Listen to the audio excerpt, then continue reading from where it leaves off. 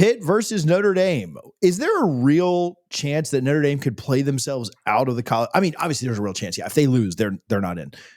But is that realistic? Could Pitt actually win this game against Notre Dame? Who wants to start? I mean, they could, but I know that everybody is knocking Notre Dame, saying their schedule has not been very challenging. The first two games of the season, I would completely disagree with that. At least the early speculation of what Miami looked like. Like, Miami did look good. I think we have to admit that. The first, month and a half of the season, that looked like a very good team. At points, we were saying the most complete team in the country. And the loss at home against what I would say is the best team in college football in Texas A&M earlier on in the season, 41-40. Like, Notre Dame has had those tough losses. Yes, the rest of their schedule, their wins, little suspect. They've had plenty of blowouts, and then the game against the aforementioned Boston College Eagles on the road in BC, head scratcher. Pitt has everything to gain. Notre Dame has everything to lose. I think there's a big portion of college football fans that do not want to see Notre Dame in the college football playoff. Pitt has shown the ability to hang in there, hang tough in games like this all season long. Having College Game Day there, there's some extra fire behind it, but I still think Notre Dame is going to pull this thing out. What Pat Narduzzi said was profoundly stupid, and it comes from a person who profoundly says stupid things all the time. This guy loves to poke the bear, poke the hornet's nest, whatever you want to call it. And I think he's just trying to get attention.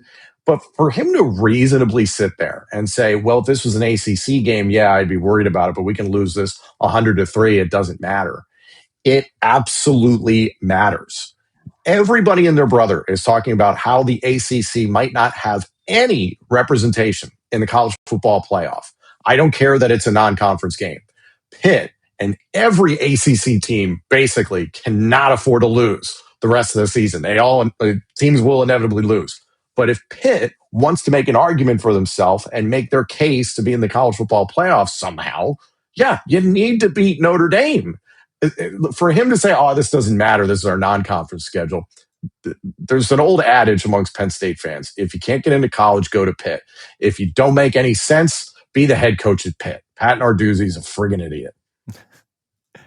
He was incredibly honest. I'll say that. He was honest. It doesn't make him right. He's just stupid. Yes. It's bad.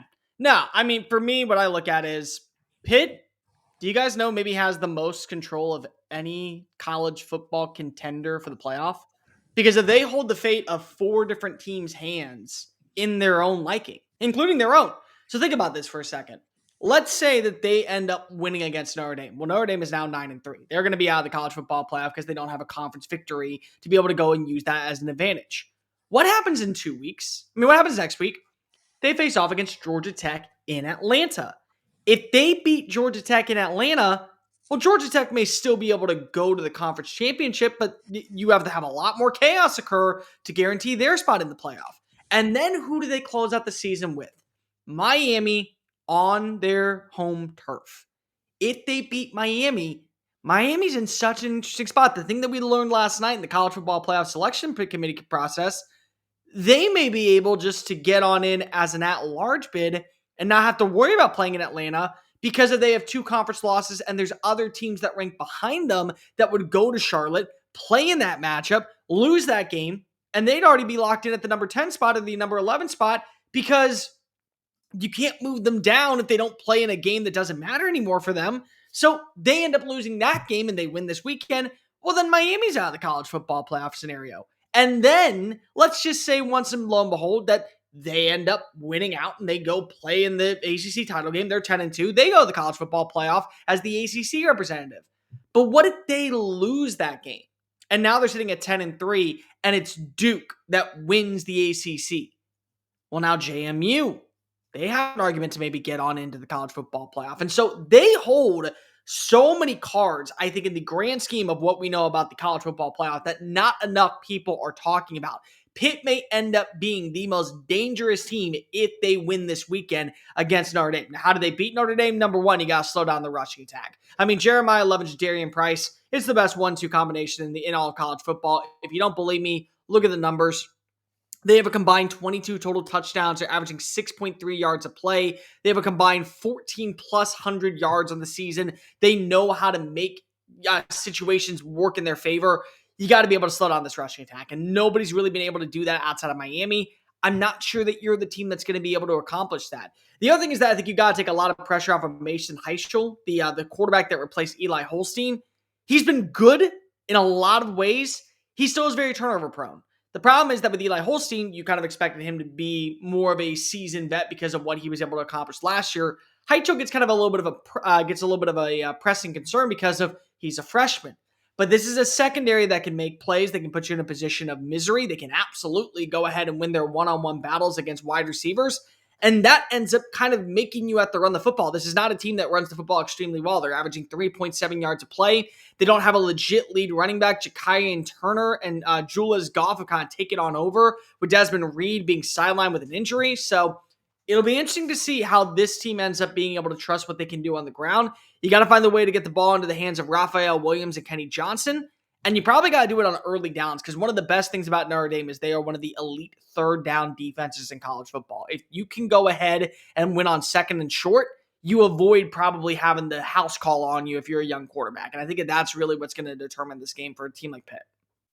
I'll get right back to the video, but first, let me remind you about our friends over at Sleeper. Make sure that you are using the Sleeper app this college football season, whether you're playing in your eliminator leagues, whether you're playing fantasy football, or whether you're playing the more or less game to make some money with us. You can still deposit on Sleeper and get a 100% match up to $100 by using our code CFA. If you just want to click the link in the description, that'll autofill the code for you. It'll download the app and autofill the code. You don't have to do any work. Put your info in. Play the more or less game with us. Go get the free plays and make some money with us. Make sure that you read their terms and conditions because terms of use do apply. Appreciate Sleeper for their support here on College Football Addiction. I think what I look at in this matchup is Pitt's run defense, which is good against the competition they've played. And I don't want to minimize that so much because let's be honest, outside of their first two games, Notre Dame hasn't played a good defense either. And Love and Price, and like the Love has been very good. I don't want to take anything away from him, but you know, what defense has he really put yards up against? Pitt has been good against the run this year. Like they're one of the better teams against the run. However, when they've played an offense and a rushing attack that is above average to good, they gave up 170 yards to a Florida State team that I don't think is great, but does have a good rushing attack at times.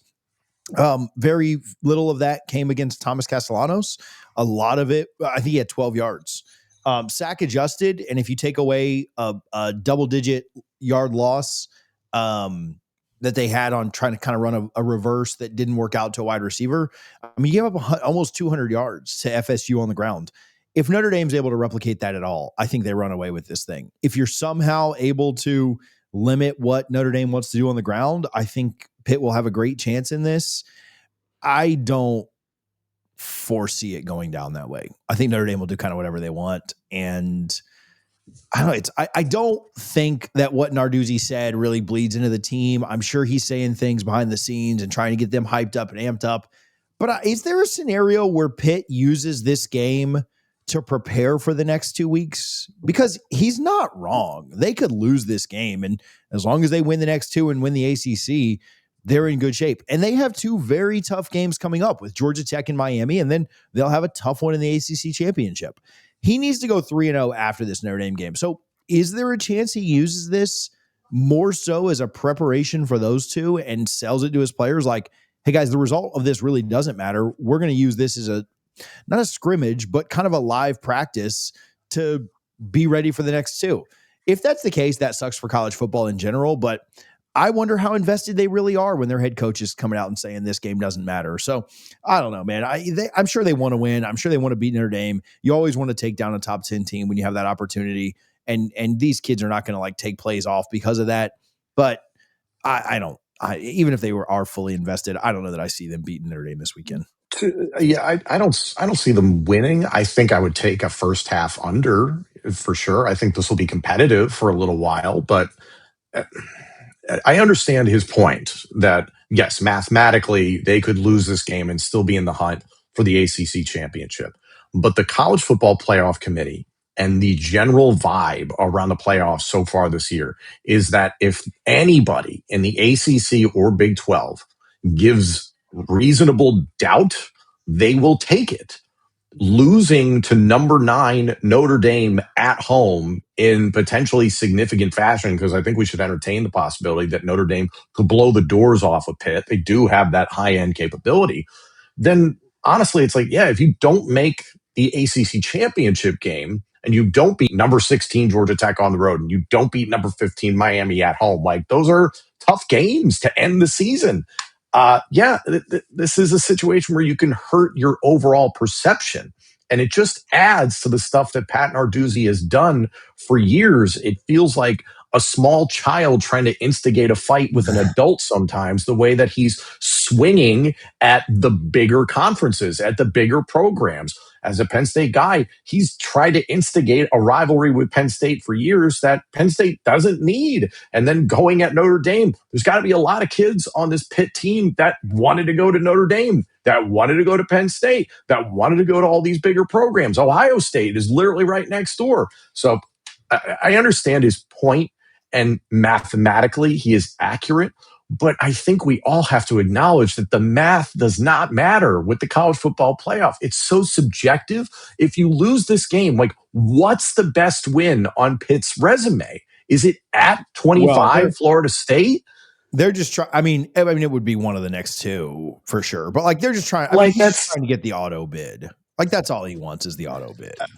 Yeah, but you got to win out, and you got to win the ACC championship to do that. I don't know if they get out of this final 3 stretch 1-2.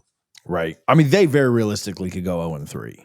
I hate that mentality. That's just the bottom line. It doesn't matter because we love football. But that's not even it. The point is that this is why I hated the expansion of the college football playoff, because of what you said, is that this game doesn't matter. Well, it does matter. It does matter because if you get to be the reason why Notre Dame is not going to the playoff, you get to be the reason why you are starting to get people to buy into what you guys are producing. You get to be the reason why the potentially Asher Stadium, if all things go according to plan, could maybe even be a sold out crowd because if you're hosting a playoff game, like all these things are supposed to matter. And instead you're coming out of here and saying, well, you know what? Because it's not a conference game. Is it really that big of a deal? Yes, it's that big of a deal. In years past, losing a game felt like you were on life support. And teams like Alabama and teams like Texas and teams like we could throw in, I'd go even as far as say Florida State, or we can go as far as say, you know, an Ole Miss losing to Georgia. They're playing with they're playing with fire the rest of the season. And you're sitting out here saying, oh, well, it doesn't really matter because of as long as we do our part against the 2 games that we're supposed to win, then we're in a good spot. That's a loser mentality. That always is a loser mentality. I hate the fact that Notre Dame doesn't play in a conference, and I do think that they will find a way to screw things up, but I just don't see it against Pitt. I think that Notre Dame's going to win this game. I think Notre Dame's going to win this game pretty soundly because of when you go in with that loser mentality, loser results show up on the field. Can I just make a college football playoff point? And I understand you had to get all the conferences to buy in, and so maybe this is throwing a bone to the group of 6. I don't know that we need auto bids. I don't know. Like, if you win the SEC, you're going to be ranked in the top. You know what I'm saying? Like, you're going to be ranked high enough to get it. If you win the Big Ten, you're going to be ranked high enough to get it. And so it doesn't matter for those conferences. I mean, did we really need Clemson in last year? Like, do we really need to entertain the possibility of a Louisville or Virginia getting in this year? Like, do we need to entertain the possibility? Like, and there's a chance that, I mean, Duke does win this thing. We'll talk about Duke in a minute, but like, Duke's not going if they win. But like, yeah, like you could have, I mean, that would be the ultimate chaos scenario and be phenomenal. But like, I don't know that we need auto bids. That's my hot take on this. And that would end this stupid idea of the games not mattering because yeah, if Pitt goes out and wins the next 3 after losing this one by 100, they will get in with the auto bid. But I think that's stupid, and I don't think they should. So the problem, though, is, and this is where, unfortunately, we come back to it, then we're going to have people who don't look at the power too and say, well, you're not showing favoritism to us. We're not showing favoritism to you because you didn't do enough to prove that you belonged in the same conversation. Like, I mean, like, what do you want? Like, you can't say in one hand, oh, the ACC is such a cluster mess and we don't deserve to have a team in there. And then on the next hand say, well, we deserve to have 3 Big 12 teams in there when they all go 10-3 at the end of the year. Like, you can't do that. That's just the bottom line. So either suck it up and accept the fact that you may not get in every season, and it may end up being the SEC and the Big Ten, or accept the auto bid and realize that you're going to have several underwhelming teams always go to the playoff each year. Tom, you got a score on this one? I don't. I'm excited to move on to an actual game that matters in Bama and Oklahoma, but I'd take Notre Dame to win and cover. Yeah, I like Notre Dame